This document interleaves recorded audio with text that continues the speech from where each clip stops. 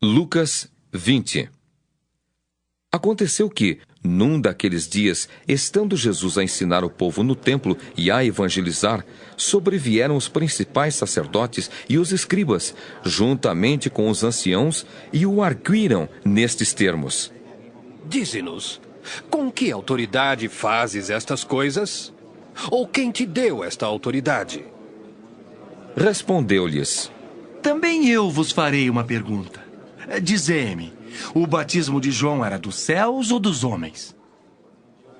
Então eles arrazoavam entre si. Se dissermos do céu, ele dirá, por que não acreditastes nele? Mas se dissermos dos homens, o povo todo nos apedrejará, porque está convicto de ser João, um profeta. Por fim responderam que não sabiam. Então Jesus lhes replicou: Pois nem eu vos digo com que autoridade faço estas coisas. A seguir, passou Jesus a proferir ao povo esta parábola. Certo homem plantou uma vinha, arrendou a lavradores e ausentou-se do país por prazo considerável. No devido tempo, mandou um servo aos lavradores para que lhe dessem do fruto da vinha. Os lavradores, porém, depois de o espancarem, o despacharam vazio. Em vista disso, enviou-lhes outro servo. Mas eles também a este espancaram, e depois de o ultrajarem, o despacharam vazio. Mandou ainda um terceiro.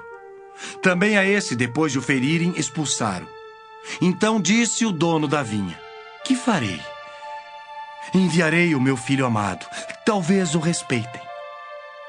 Vendo-o, porém, os lavradores arrazoavam entre si, dizendo: Este é o herdeiro, matemo-lo para que a herança venha a ser nossa. E lançando-o fora da vinha, o mataram. Que lhes fará, pois, o dono da vinha? Virá, exterminará aqueles lavradores e passará a vinha a outros. Ao ouvirem isto, disseram: Tal não aconteça. Mas Jesus, fitando-os, disse: Que quer dizer, pois, o que está escrito? A pedra que os construtores rejeitaram, esta veio a ser a principal pedra angular. Todo o que cair sobre esta pedra ficará em pedaços, e aquele sobre quem ela cair ficará reduzido a pó. Naquela mesma hora, os escribas e os principais sacerdotes procuravam lançar-lhe as mãos, pois perceberam que, em referência a eles, dissera esta parábola, mas temiam o povo. Observando-o, subornaram emissários que se fingiam de justos para verem se o apanhavam em alguma palavra, a fim de entregá-lo à jurisdição e à autoridade do governador. Então o consultaram, dizendo: Mestre, sabemos que falas e ensinas retamente, e não te deixas levar de respeitos humanos, porém ensinas o caminho de Deus segundo a verdade. É lícito pagar tributo a César ou não?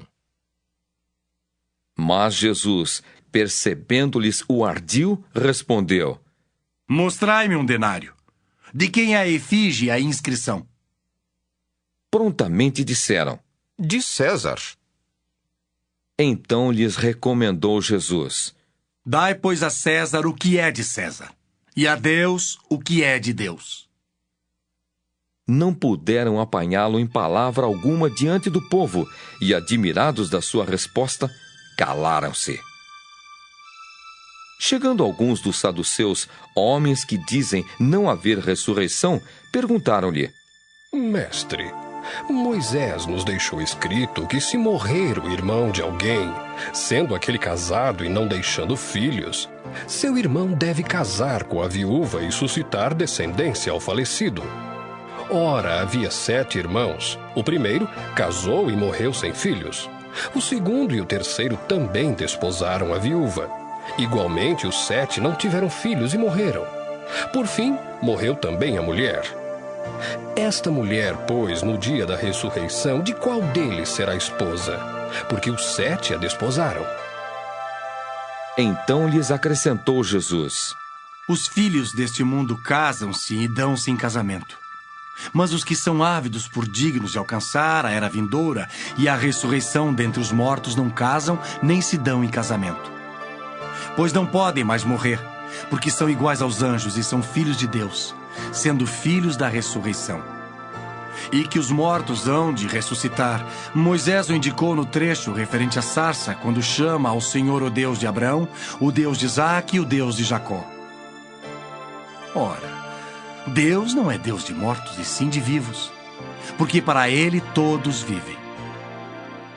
Então disseram alguns dos escribas: Mestre, respondeste bem. Dali por diante, não ousaram mais interrogá-lo. Mas Jesus lhes perguntou: Como podem dizer que o Cristo é filho de Davi?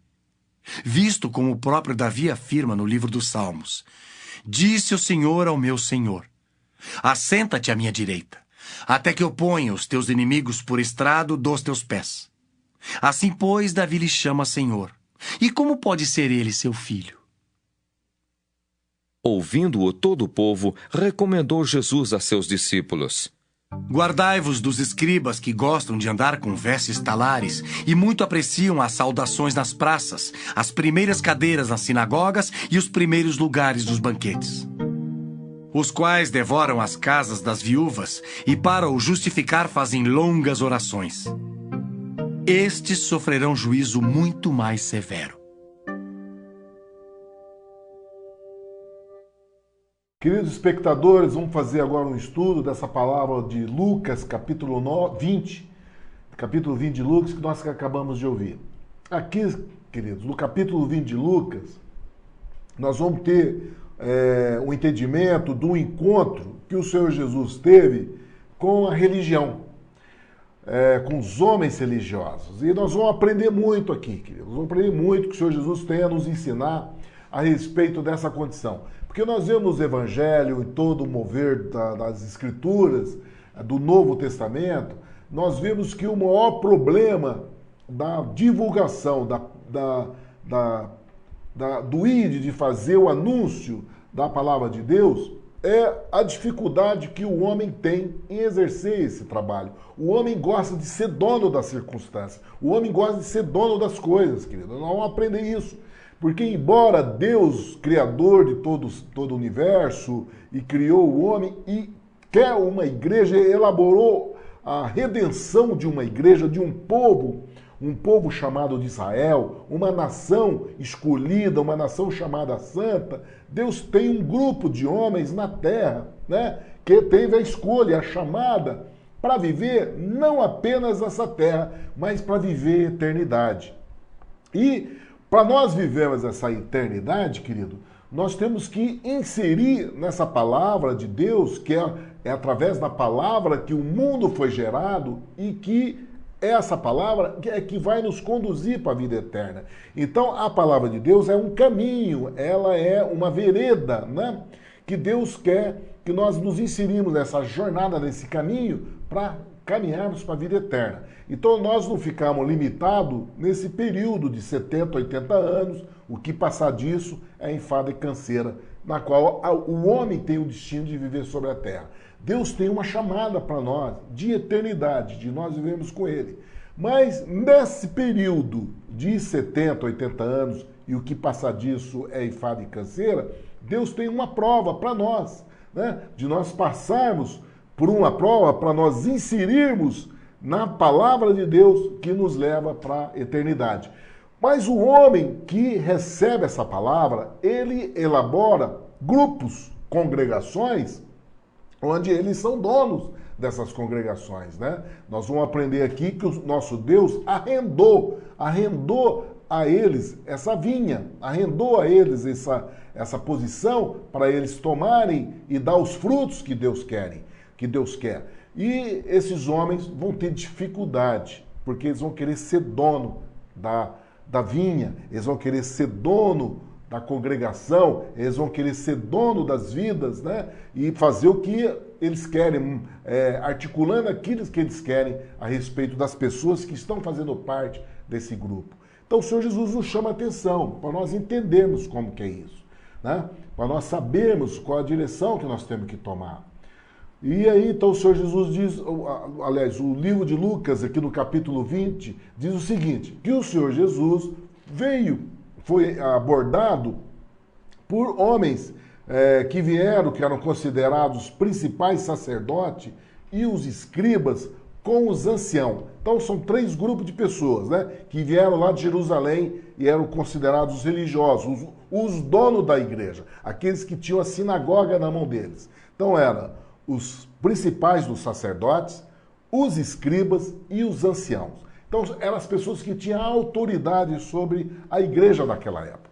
E eles então foram questionar o Senhor Jesus qual era a autoridade que o Senhor Jesus falava daquilo que eles eram dono. Como é que vem aqui esse enviado falar de uma palavra que está na nossa mão? Quem é que deu para ele essa autoridade para ele vir pregar? Não. Quem pode pregar é só nós, que temos essa delegação. Nós é que somos o dono, né? Nós que somos, está na nossa mão isso. É o pensamento deles. E chegaram para o Senhor Jesus e confrontaram. Quem é que deu autoridade para você pregar? E aí, então, o Senhor Jesus, olhando para eles e vendo a postura arrogante, soberba, que Deus despreza essa postura arrogante, chegou para eles e falou: olha, eu também vou fazer uma pergunta para vocês. Se vocês me responderem, eu também respondo eu também dou a resposta à sua pergunta. Nosso Deus, querido, não é Deus que se deixa escarnecer. Não tem homem que vai chegar para Deus e está confrontando o nosso Deus. Deus tem resposta. Só que eu vejo aqui, querido, é uma postura amorosa do Senhor Jesus. Ele teve amor, ele não desqualificou as pessoas. Embora esses religiosos vieram com a posição de querer desqualificar o Senhor Jesus. Mas ele não. Ele respeita o homem. Deus deu o livre-arbítrio para o homem para ele escolher e Deus respeita esse livre-arbítrio. Então o Senhor Jesus respeitou a postura deles, mesmo que arrogante, confrontando aquilo que é dele, né? Aquilo que ele que é o Senhor da vinha, ele que é o dono disso. Mas ele respeitou aqueles homens e viraram e falou o seguinte: olha, eu vou responder para vocês se vocês responderem a minha pergunta.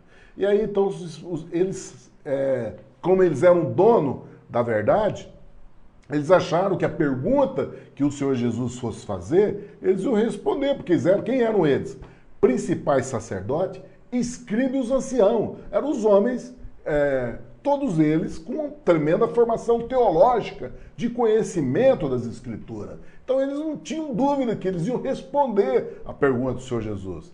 Só que o Senhor Jesus deu uma pergunta para eles que eles não conseguiam entender, porque não diz respeito à velha aliança. O Senhor Jesus perguntou para ele aquilo que diz respeito à nova aliança.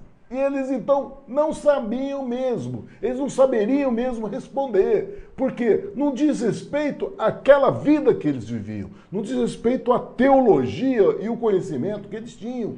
Porque o que o Senhor Jesus perguntou, falou de uma nova aliança, falou de um novo testamento. Aí o Senhor Jesus perguntou: escuta, me responda, o batismo de João é do céu ou dos homens? Isso não diz respeito à antiga aliança, querido. Não diz respeito àquilo que eles eram versados, inteligentes, capazes, experientes, com todo conhecimento das Escrituras. Não foi essa a pergunta que o Senhor Jesus fez para eles. E eles então ficaram interrogando entre si o que responder. Eles falaram: se nós dissermos que é do céu, então ele vai dizer, por que não acreditou nele? Se nós dissermos que é dos homens, esse povo vai nos apedrejar, eles reconhecendo. Porque quando eles fizeram essa arguição para o Senhor Jesus, querido, eles fizeram essa arguição na frente de todos, da multidão. Porque na realidade o que eles queriam era comprometer o Senhor Jesus. Eles, quando foram fazer essa pergunta, eles não foram para ver o que o Senhor Jesus estava fazendo, a maravilha, aprender com o Senhor Jesus a palavra de Deus, ver qual a mensagem que nosso Deus tinha no ministério do Senhor Jesus. Eles não foram nessa condição. Eles foram na posição de inquisidor e na posição de condenação. E aí o Senhor Jesus chegou neles e falou: olha, eu venho aqui para trazer um novo testamento. Eu venho trazer uma nova aliança com o homem e com Deus. Por isso que a pergunta do Senhor Jesus foi a respeito da nova aliança. E eles não sabiam responder se era do céu ou se era dos homens. E quem era o testemunho de toda essa verdade que o Senhor Jesus pregava era a multidão. A multidão estava ali. O Senhor Jesus estava... Quando eles foram ali abordar o Senhor Jesus, o texto diz que o Senhor Jesus estava ensinando o povo no templo. O Senhor Jesus estava lá ensinando o povo no templo. Estava lá ensinando. Quando eles vieram arguir o Senhor dessa condição. E o povo estava assistindo isso. O povo estava assistindo esse debate. Eles ficaram com medo do povo. E aí eles responderam com muita cara de pau: nós não sabemos. Mas isso, queridos, realmente eles não sabiam mesmo. Porque não diz respeito ao mundo religioso. Querido, o Senhor Jesus não veio para o justo. Ele não veio para o mundo religioso. O Senhor Jesus veio para o pecador, querido. Veio para aquele que tem o coração contrito e que precisa de uma palavra de salvação, que precisa sair dessa ação do mundo que nos absorve, que nos atrai e que engole a vida do homem através de toda a massa pensante na qual o mundo vive, né? De imagem, de som e de abordagem, de provocação que nós vivemos, querido. Nós vivemos numa sociedade de consumo que nos absorve. Assim também era na época do Senhor Jesus, né? A proporção hoje é maior porque o número de pessoas que estão sobre a face da terra é maior. Então a proporção aumentou, mas é o mesmo mundo. Houve a proporcionalidade do aumento da multidão, assim como houve o aumento da mesma provocação que absorve a vida do homem. E aí então, aqueles homens, quando eles disseram, nós também não sabemos, o Senhor Jesus diz, tampouco vos direi com que autoridade faço isso. Por quê? Porque diz respeito à nova aliança que Deus veio trazer com o homem. E aí, queridos, e ele sabia que aqueles homens não tinham essa chamada. O Senhor Jesus sabia, porque aqueles lá não receberam ele. Ele sabia, por isso que ele não perdeu tempo com aqueles homens. Ele não vou perder tempo, falou, também não vou dar para vocês a resposta que vocês querem. Porque o Senhor Jesus não tinha que perder tempo com esse pessoal mesmo, porque eles não tinham a chamada, eles não queriam o Senhor Jesus. Aí o Senhor Jesus mostrou por quê. Aí o Senhor Jesus mostrou por que ele não ia dar resposta. Por que não ia dar resposta a esse povo? Porque ele deu um ensino através de uma parábola e disse ao povo, aí ele se dirigiu ao povo, deixou esses homens e falou, não vou te dar resposta, e o Senhor Jesus deu uma parábola para o povo e dirigiu ao povo dizendo, ó, certo homem plantou uma vinha e arrendou aos lavradores e partiu para fora de uma terra por muito tempo. Depois o Senhor Jesus conta que nessa parábola, esse dono da vinha mandou servos para ir lá ver para esses que tinham arrendado, para ver se tinham dado os frutos. Mas quando os servos iam para ver se tinha o fruto, esses lavradores, eles maltratavam esses servos. Alguns eles jogavam, espancavam, outros mandaram de volta vazio, outros feriram na cabeça, como diz, e expulsando. Então, até que o senhor da vinha olhou e falou, ó, vou mandar meu filho, né? Quem sabe meu filho, eles vão reconhecer, e vendo o meu filho, eles vão estar respeitando essa minha determinação de colher os frutos. E aí, querido, o que aconteceu? Quando mandou o filho, aqueles lavradores olharam e falaram, ó, esse aí é o filho do dono da vinha. Vamos matar e vamos tomar conta e vamos ter posse dessa herança. Porque esse é o pensamento do homem, de querer ser dono das circunstâncias, dele ser dono da verdade, ser dono daquilo que está na mão deles. E, queridos, essa parábola que o Senhor Jesus dá aqui, querido, dá a parábola exatamente demonstrando que quem é que estava nessa posição de lavrador, que tinha vinha na mão, eram os judeus, querido, eram os fariseus, era esse povo que tinha vinha. O que é a vinha, querido? A vinha é esse povo que Deus deixou na face da terra. É o povo escolhido, é a chamada nação santa, é o Israel de Deus, é o povo de Deus que está sobre a face da terra. E esse povo de Deus vai passar por essa terra, por essa vida, mas viver a eternidade. Tem uma trajetória para nós. Nós vamos passar por esse deserto, que é essa vida presente na qual nós vivemos, mas nós temos uma terra prometida para viver. E essa terra prometida é os céus, querido. Então, nós estamos passando por esse caminho, por essa trajetória. Mas nós não somos daqui, nós não somos dessa terra, porque o nosso destino é o céu. E aí, essa é a vinha do Senhor, querido, que está aqui na terra. Essa é a vinha. E o Senhor pegou essa vinha e deu a lavradores, deu a homens que pudesse conduzir esse povo que tem destino ao céu. Só que esses lavradores, querido, que é os religiosos, que eram aqueles que são donos das sinagogas, aqueles que tinham a palavra de Deus para levar esse povo para a terra prometida, para os céus, eles quiseram ser dono desse povo, eles quiseram ser dono da vinha. Eles não quiseram dar o fruto que Deus espera, que é o fruto da obediência, o fruto do amor ao próximo, o fruto daquilo que Deus espera de nós, entendeu? Daqueles que estão com a vinha na mão. E aí então, queridos, o Senhor Jesus, quando deu essa palavra, que eles que rejeitaram o dono da vinha, eles entenderam essa palavra. E quando o Senhor Jesus diz, então o dono da vinha vai vir e destruirá esses lavradores e dará a outros essa vinha. Quando eles identificaram isso, eles perceberam que era com eles. Eles perceberam que eles tinham a vinha na mão. E que eles, não dando o fruto que Deus esperava, e matando o herdeiro de Deus, né? Eles reconheceram isso, porque na intenção deles, querido, quando eles foram abordar o Senhor Jesus, a abordagem deles era de matar o Senhor Jesus. Eles já tinham no coração o desejo de matar. Por isso, quando o Senhor Jesus falou, vou mandar o herdeiro e o matarão, eles já entenderam. Eles entenderam, porque o coração dele era esse. O olhar deles era de ódio, era de querer matar o Senhor Jesus. Porque o Senhor Jesus estava anunciando a palavra de Deus ali, na vinha, onde eles consideram a fosse deles. Por isso que eles confrontaram o Senhor Jesus. Com que autoridade você está fazendo isso aqui? Porque eles se achavam dono daquele povo, eles se achavam dono daquela vinha. Por isso que o Senhor Jesus falou, deu essa parábola para eles. Olha, o Senhor vai vir, né? A intenção de vocês é me matarem, mas o Senhor, nosso Deus, vai vir e destruirá vocês. E vai pegar essa vinha e vai colocar na mão de outros.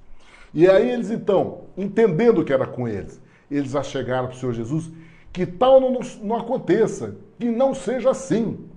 Aí o Senhor Jesus virou para eles e falaram, porque o nosso Senhor, ele falava aquilo que estava escrito. Ele era o verbo que se fez carne. Ele é a própria palavra, querido. Ele não anunciava coisa de si mesmo, como ele dizia. Falou, o que eu vos falo, eu não falo de mim mesmo. Eu falo do Pai que me mandou. Eu falo daquele que me mandou. As coisas que eu vos falo, eu falo das coisas daquele que me mandou. E que é a coisa que me mandou? É Deus. E de onde vinha essa palavra a respeito do Senhor Jesus? Era aquilo que foi anunciado pelos profetas. Então o Senhor Jesus falava aquilo que estava nas profecias, aquilo que o profeta te anunciava. Aí o Senhor Jesus virou para ele e falou para eles. O Senhor Jesus olhou para eles e falou, olha, aquilo que está escrito, né? Olhando aquilo que está escrito, a pedra que os edificadores reprovaram, essa foi feita pedra, foi feita cabeça de esquina. Qualquer que cair sobre essa pedra ficará em pedaço. E aquele que sobre quem cair será feito pó. Quer dizer, quem contrapôs essa palavra? Quem contrapôs o Senhor Jesus? Porque ele é a pedra angular. Ele é a pedra que vai nos levar para o caminho do céu, querido. Ele é exatamente o edifício que nos leva até os céus, que nos leva até a jornada do céu. E aí, esses religiosos entenderam essa mensagem. E qual foi o coração deles, querido? Ali, Lucas já descreve claramente o que eles queriam. Porque em seguida, a palavra que Lucas descreve diz assim, os principais do sacerdote e os escribas procuravam lançar mão dele naquela mesma hora, mas temeram o povo. Naquela mesma hora, eles já queriam lançar mão do Senhor Jesus e já levar o Senhor Jesus para a condenação.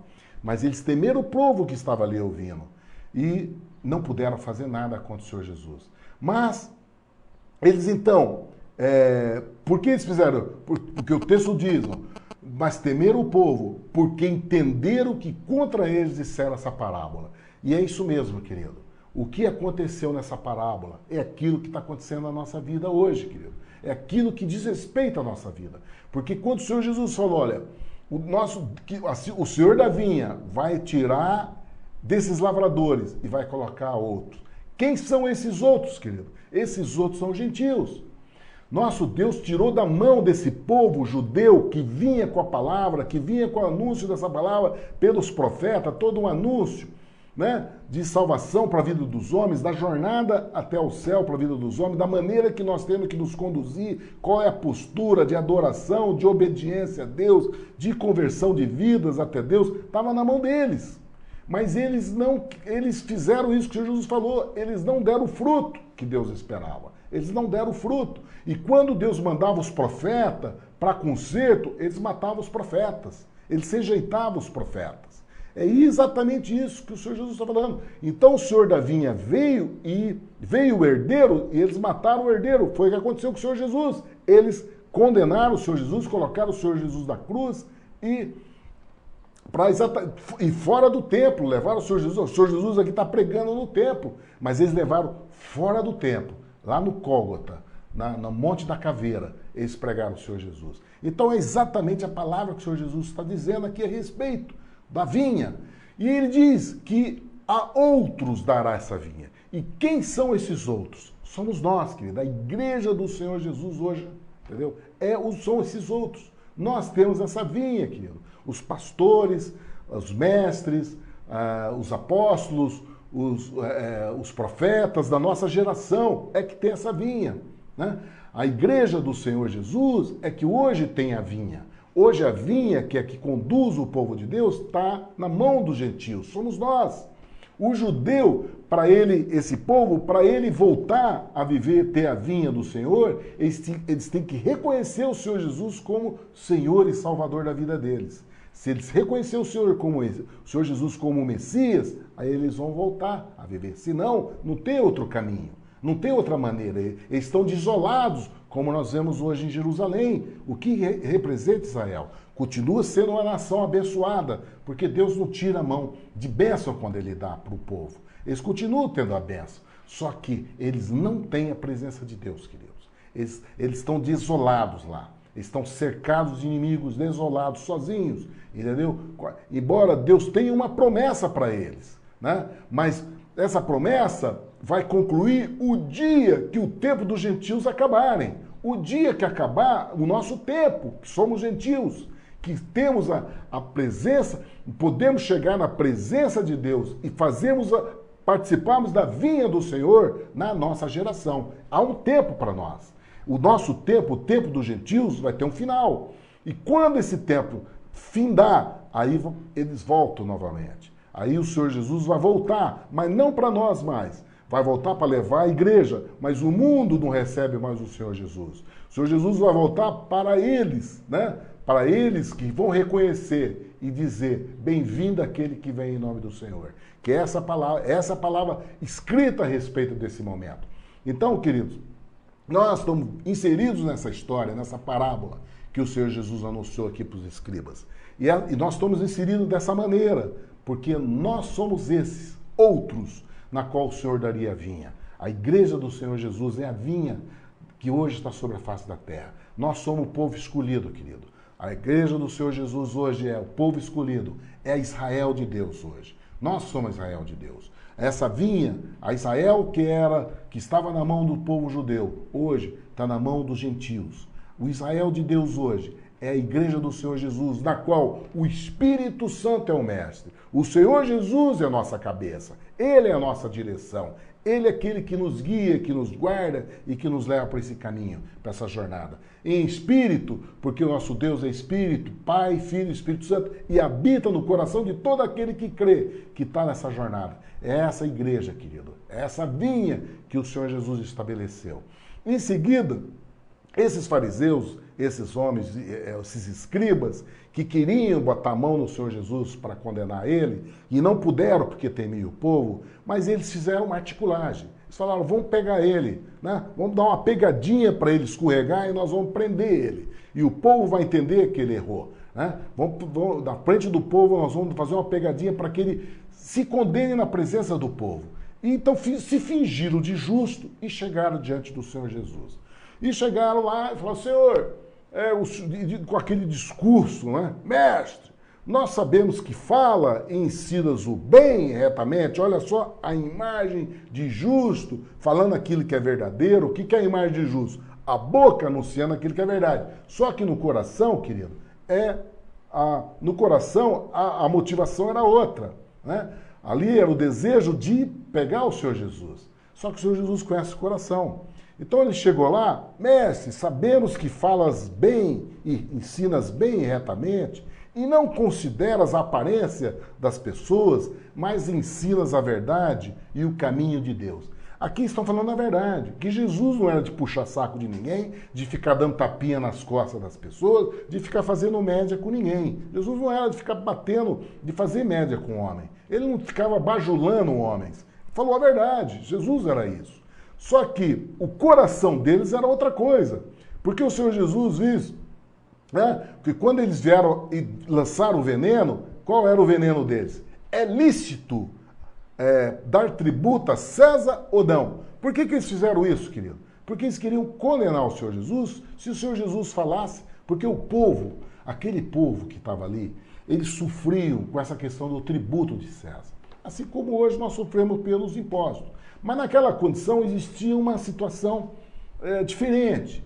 Porque aquele povo, eles eram escravos, eles estavam sendo dominados por uma nação que não era deles, era um povo romano, que vieram lá de uma terra distante, que comandava eles e tirava toda a riqueza deles. Tudo aquilo que eles produziam, eles tinham que pagar esse tributo para um César, para um rei que morava lá numa nação distante. E vinha aqueles soldados, né, romanos, truculentos, considerando que eles eram de um povo de nível inferior, né? Eles se achavam superiores, esses soldados romanos se achavam superior e davam ali subjugavam aquele povo. Então havia um sofrimento daquele povo em pagar um tributo a um governo, a um rei, que eles não gostavam do rei. Ninguém de Israel, daquela época, de Jerusalém, gostavam de pagar tributo a César.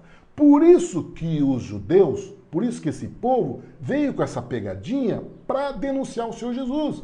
Porque o Senhor Jesus não podia magoar o coração daquele povo que estava ferido com aquela condição. Se o Senhor Jesus falasse, ó, para pagar tributo a César, né, aquele povo ficaria triste, porque eles estavam chateados de pagar esse tributo. Mas o Senhor Jesus, olhando esse veneno que vinha do coração desses homens, o Senhor Jesus olhou para eles e falou, e vendo astúcia, ali Lucas descreve como, entendendo o Senhor Jesus, entendendo ele, a sua astúcia, disse, por que me tentais? Né? Mostrando exatamente uma posição de inferno, porque quem é que tenta outro, querido? Qual é? A palavra tentação vem da onde? Vem do inferno. Vem de Satanás e seus demônios, que tem essa deliberação de estar tentando um homem. Então o Senhor Jesus já falou, por que me tentais? E vendo astúcia no coração deles. Aí o Senhor Jesus chegou aí e deu a resposta na qual o mundo hoje fala. Nós estamos há 2012 anos depois do Senhor Jesus, até hoje é citado como exemplo, né? No mundo, vê a sabedoria que é do céu. O Senhor Jesus falou, mostra-me uma moeda, né? De quem é a imagem e a inscrição? Aí eles responderam, de César. Aí o Senhor Jesus, dai pois a César o que é de César e a Deus o que é de Deus.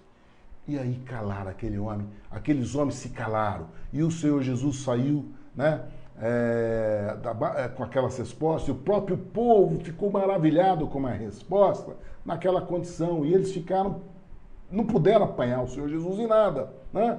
Por quê, queridos? É essa sabedoria, querido, que vem do céu. Essa palavra, dai a César o que é de César e a Deus o que é de Deus, isso tem sido amplamente divulgado em todos os meios. Há várias pregações a respeito disso. Eu não vou me ater a respeito disso. O que eu quero falar é a respeito do contexto na qual isso vinha. Como o Senhor Jesus vinha nesse embate com os religiosos, que na intenção deles era a condenação. A intenção deles era fazer o Senhor Jesus preso. Mas o Senhor Jesus saiu do meio deles, sem ter essa condenação, dando a resposta e colocando as coisas no lugar. Né? Aquilo que é do homem e aquilo que é de Deus é de Deus. Há uma separação ainda hoje, querido. Nós temos que entender isso. Nós temos que entender que o nosso Deus não está... Nós não temos que colocar Deus, nós temos que colocar o Senhor Jesus no nível da condição humana. Porque o caminho de Deus é mais alto. A própria palavra dele já diz, meus caminhos são mais altos. Né? Os caminhos de Deus são mais altos. Isso que nós temos que entender. Não temos que ficar colocando o nosso Deus numa natureza pequena de relacionamento humano. Esse é o erro esse erro é que faz muitas religiões incorrerem numa interpretação errada da Bíblia, né? Colocando Deus como homem e colocando o Senhor Jesus como homem, como um profeta, e trazendo esse erro de interpretação e trazendo engano para a vida deles e trazendo interpretações erradas, na qual vai ser guias cegos e vai cair no abismo, e muitos vão cair com eles por causa dessa interpretação. Então, queridos, nós temos, em primeiro lugar, o entendimento que o caminho de Deus é mais alto e que nós devemos dar a Deus o que é de Deus. E é aquilo que é tributos, e aquilo que é dos homens, o homem. Em seguida, os saduceus, quando viram que os fariseus tinham sido anulados, o veneno dos fariseus em querer aprisionar o Senhor Jesus tinha sido anulado, eles que eram oposição dos fariseus, porque os saduceus, querido, eles eram concorrentes dos fariseus, porque os saduceus eram eles eram mais ricos, eles tinham mais dinheiro do que os fariseus. Os fariseus, embora fosse uma classe abastada, né, os saduceus eram mais ricos do que eles. E os saduceus não acreditavam nos céus, na vida eterna. Eles achavam que a vida era só ali. Assim como todos os ricos pensam assim. Quero dizer a você, querido, que o homem rico, o homem que tem poder, né, de dinheiro na face da terra, eles acham que a vida é só isso aqui. Eles não acreditam numa vida eterna, na chamada de Deus para nossas vidas de uma eternidade. Eles não acreditam em anjo, não. Eles acreditam só naquilo que ele vê e naquilo que ele ouve, naquilo que está no mundo da matéria. Eles são materialistas. O homem rico é materialista. Então, porque eles têm muito dinheiro, eles podem comprar, eles podem adquirir, eles têm posse, têm o conforto da vida. Então, eles vivem o reino da matéria. São materialistas. Então, os saduceus participavam desse mundo, né? De um mundo de ordem materialista. Então, eles não acreditavam em ressurreição. E aí, então, quando eles perceberam que os fariseus tinham sido o Senhor Jesus colocou eles no lugar, eles se pronunciaram diante do Senhor Jesus. Aí eles chegaram com um discurso que é deles, né, com relação à ressurreição. E esse discurso foi uma história absurda, o que, vamos lá falar a respeito, porque o Senhor Jesus dá um tremendo exemplo de amor, né, e respeitar o livre-arbítrio dos homens, e entender e dar uma resposta para eles, para tentar fazer com que nós tenhamos o ensino disso. Né? O Senhor Jesus não desconsiderava as pessoas, né? Mesmo dentro do absurdo, que as pessoas vinham arguí-lo, mesmo dentro do absurdo, ele colocava-se numa posição de ensino, né? Mesmo dentro do absurdo. Olha só a história que vieram. Que uma mulher casou com um homem, né? Diz que tinha um irmão que faleceu, e essa mulher casou com o segundo, com o terceiro irmão e, por fim, o sétimo irmão. Então, 7 irmãos se desposaram daquela mulher. Um absurdo. Isso é impossível, né, acontecer. Mas vamos entrar na história que os saduceus vieram para o Senhor Jesus. Considerando que uma mulher tinha casado com 7 irmãos e os 7 irmãos morreram e, por fim, né, depois dos 7 irmãos tinha morrido, ela morreu. E, por fim, a mulher morreu. Aí, todos chegaram no céu, né? Os 7 irmãos e a mulher. Aí eles perguntaram para Jesus, qual dos 7 vão ter ela como mulher no céu, se todos os 7 desposaram dela aqui na terra? Olha só, e o Senhor Jesus, com muito amor, querido, considerando essa história, né, e deu uma palavra de ensino. O Senhor Jesus diz, os filhos desse mundo casam e dão-se em casamento. Mas lá, aqueles que têm as chamadas para alcançar o mundo vindouro, olha, em primeiro lugar nós temos que entender assim, mas os que forem havidos por dignos de alcançar o mundo vindouro, quer dizer, existe uma seleção, existe um grupo de homens que vão alcançar esse lugar. Não são todos, querido. Não são todos. O mundo está em juízo por isso. O Senhor Jesus já trouxe o juízo para esse mundo. É isso que nós temos que entender. Porque não são todos que são dignos para alcançar esse lugar. O Senhor Jesus falou, mas aqueles que forem dignos para alcançar o mundo vindouro e a ressurreição dos mortos, queridos, essa palavra é verdadeira. Creia. O Senhor Jesus já está anunciando. Por isso que eu estou falando para você. Apesar da história ser uma história absurda, o Senhor Jesus traz a verdade sobre essa história. Os homens vêm com a historinha. Para os religiosos, do caso dos saduceus, vêm com uma historinha de religiosidade para tentar anular o poder de Deus sobre as nossas vidas. Trazer confusão, né, na relação do homem com Deus. Mas o Senhor Jesus coloca de uma maneira incisiva a verdade de Deus sobre os homens. Olha, em primeiro lugar, para chegar na vida, no mundo vindouro, é preciso que você seja digno para alcançar. E depois a ressurreição dentre os mortos. E na ressurreição não hão de casar, nem serão dados em casamento. Né? E é isso que o Senhor Jesus ensina ali. Porque ele fala o seguinte, por que na ressurreição não são dados em casamentos, nem hão de casar, porque já não pode mais morrer. Olha só que ensino, querido. O fato de nós coabitarmos, o fato de desposar um homem com uma mulher, isso é pecado, querido. Isso é pecado. O ato carnal, como Davi falava lá, Senhor, de uma maneira horrível que eu fui gerado, né? Foi gerado em pecado. O pecado diante de Deus é isso. Né? Então, o Senhor Jesus coloca, porque já não podem mais morrer. Então, com a condição de nós vivemos a ressurreição e vivemos a condição do mundo vindouro, nós não vamos poder mais morrer. E como não pode mais morrer, então nós não podemos casar, porque o casamento é a ligação de um homem com uma mulher e se tornar uma só carne, não é lá no céu. A uma só carne é uma condição de pecado, querido. A formação de uma só carne entre o homem e a mulher é uma condição pecaminosa. Lá no mundo vindouro, não é isso. Lá no mundo vindouro, nós não vamos ser mais carne.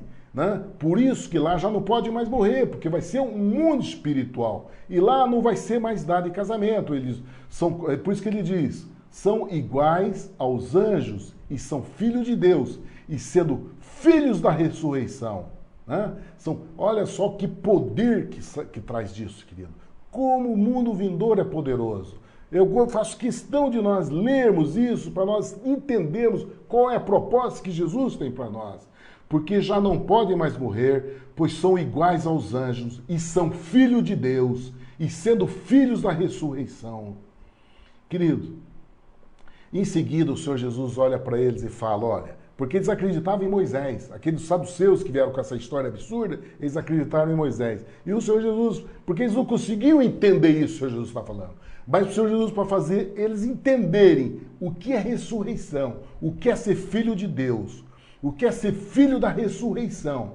O Senhor Jesus falou para eles, olha, porque Moisés, quando Deus chamou Moisés para junto da sarça, né, o Senhor Deus chama Abraão, Deus de Abraão, Deus de Isaac e Deus de Moisés. Né? E quando Deus se mostrou a Moisés na sarça, ele se identificou. Quem é Moisés? Eu sou o Deus de Abraão, Deus de Isaac e Deus de Jacó. E ele diz, se Deus então, ele é Deus dos vivos. Se ele anunciou Deus de Abraão, Deus de Isaac, Deus de Jacó, ele é Deus de vivo, não de morto. Porque morto você não fala mais. Morreu, acabou, ninguém se fala mais. Se nós estamos anunciando essa palavra e citando nomes, querido, conforme a palavra de Deus diz, essa palavra que é eterna, são pessoas que estão vivas. São filhos da ressurreição. São filhos de Deus, querido. Por isso que o Senhor Jesus falou, Deus de Abraão, Deus de Isaac, Deus de Jacó, eles estão vivos. Deus é Deus de vivo e não de morto. Queridos, essa palavra foi dita em combate àqueles homens que queriam abordar o Senhor Jesus. Aí o Senhor Jesus chegou para eles, para encerrar toda essa abordagem, virou para eles e falou: agora eu vou fazer uma pergunta para vocês. Virou para eles, para aqueles religiosos, e disse: como dizem que Cristo é filho de Davi? Se o próprio Davi, no livro de Salmo, diz: disse o Senhor ao meu Senhor, assenta-te à minha direita, até que eu ponha os teus inimigos por escabelos dos teus pés. Se Davi chama o Senhor, chama de Senhor, como ele é filho de Davi? Eles não puderam responder. Eles não puderam, eles não conseguiam entender o que é o Senhor Jesus. O Senhor Jesus anulou isso. Aí o Senhor Jesus virou para os discípulos, depois de dar essa palavra para eles: como pode? Eles não conseguiam entender. Como pode chamar de Senhor sendo filho? Aí o Senhor Jesus virou para os apóstolos e falou: olha, guardai-vos dos escribas, cuidados com os religiosos, queridos. Essa palavra hoje o Espírito Santo fala para nós. Cuidados com os religiosos, que querem andar com as vestes compridas, né? Com as vestes sacerdotais, que amam as saudações nas praças, os principais lugares da sinagoga, das igrejas, que eram os principais lugares, e os primeiros lugares dos banquetes. Aqueles que gostam de ser bajulados pelos homens, aqueles que gostam de ser ovacionados pelos homens, aqueles que gostam de ser idolatrados pelos homens. Guardai-vos deles, cuidado. A palavra guardar significa cuidado. Não siga, não vá. São guias cegos, queridos. São guias cegos que vão cair no abismo. Não siga esses exemplos. Não siga o exemplo desses religiosos. O Senhor Jesus está nos dando o entendimento disso. Cuidado. Depois ele diz: porque devoram a casa das viúvas, fazendo pretexto de longas orações, e esse receberão maior condenação. O que é a casa da viúva, querida? É a casa daquele que precisa. A viúva é aquele que o Senhor, nosso Deus, considera como pequenino. Aquele que precisa do cuidado da igreja. Daquele que precisa dos cuidados, do amor de Deus. Mas eles se posicionam não na posição de cuidar, mas na posição de devorar. Qual é a posição de devorar, querido?